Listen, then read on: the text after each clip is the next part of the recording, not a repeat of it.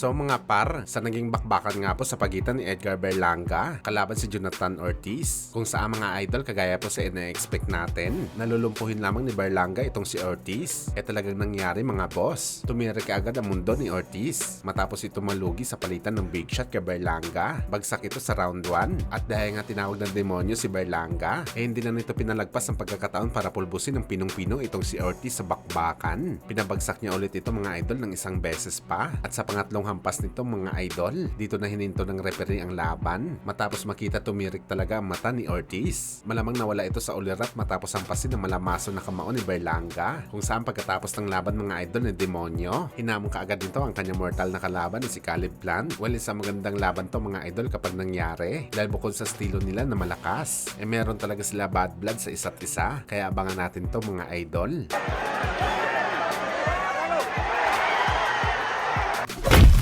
Samantala matapos nga po manalo si Nick Ball sa bakbakan nito kontra kay Teji Doheny, kaagad nito mga idol hinamon ng Japanese monster na Uya Inoue kung willing na daw si Inoue na lumaban sa 126 pounds. Handa na daw si Nick Ball na i-welcome si Inoue dito, kung saan mga idol, malaki talagang kumpiyansa ni Nick Ball na tatalunin nito si Inoue sa bakbakan. At ang rason niya bakit niya ito nasasabi mga boss, dahil sa lahat daw ng nakalaban ng Japanese monster, siya daw ang naghahabol at nagpe-press ng bakbakan, pero hindi daw hayaan ito ni Nick Ball kapag sila na ang naglaban ni Inoue.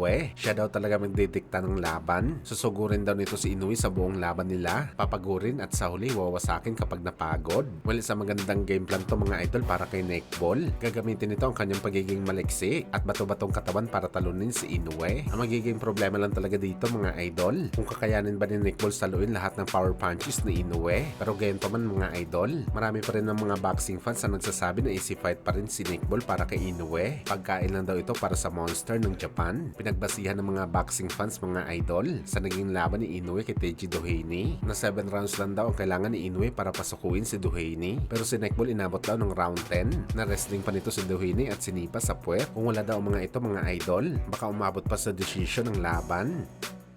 Dagdag pa ni Nick Malibog Ball mga idol, taman daw ang kanyang tiyanta sa naging laban nito kay Teji Doheny, kung saan una pa lang sinasabi na nito susuko at magkukwit daw si Doheny sa laban sa kanya dahil isa daw ito sa mga tunay na quitter. Ginawa niya na daw ito mga idol sa laban kay Inoue at ngayon ginawa niya ito sa laban kay Nick Ball, pero binida naman ni Nick Ball mga idol ang pagquit ni Doheny sa kanya dahil sa naging laban daw ng Irish boxer kay Inoue. Nagquit daw ito dahil sa injury sa kanyang balakang, pero sa naging laban daw ni Nick Ball kay Doheny, nagquit daw ito mga idol dahil binasag daw ni Nick Ball ang kanang mata ni Doheny. Bakat daw ang damage na dulot nito sa kanyang challenger.